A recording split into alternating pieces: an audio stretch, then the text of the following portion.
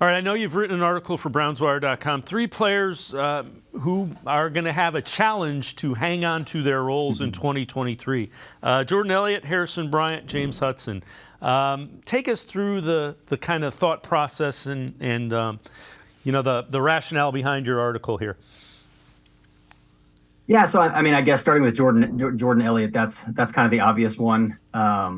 They signed 3 defensive tackles and they drafted 1. So they brought in 4 new bodies to that room for a guy who started a year ago to now be pushed out to, hey, you got to fight for a roster spot. So he's automatically losing that starting job, I think. Unless he really comes in camp and Jim Schwartz really likes him. It seems hard for me to say Jordan Elliott is starting next to Dalvin Tomlinson, so that's already a demotion. But again, with Hurst, with Hill, with Ika, and then you got to consider a guy like Winfrey, who was just drafted a year ago, who has a high ceiling, a high athletic ceiling if he can get it together. That's a steep drop off from a guy who was pretty much penned in as a starter entering training camp a year ago. So moving on to Harrison Bryant.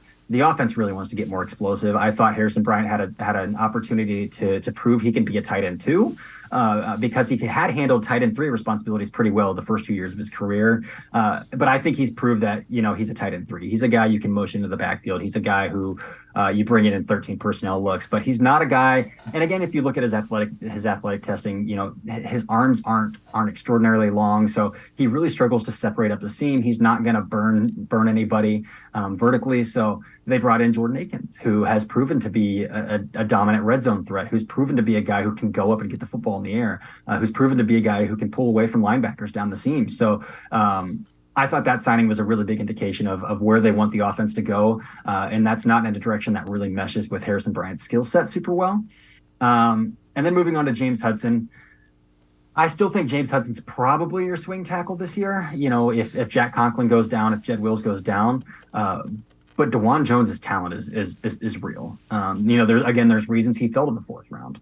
We've heard all about the concerns about his work ethic, the concerns about his weight, like that's out there, and that's real as well. But I thought he had 2nd round tape. I think the way he moves for his size is special. His foot speed, his ability to set at 370 pounds is unreal. So I think he's probably starting if a guy like Jack Conklin goes down. Maybe not left side. Like, I don't know if he can kick left, but if Jack Conklin, who has a lot of injury history, like I would be more willing to start DeJuan Jones over James Hudson in a case like that. So that was kind of my rationale for those 3 players.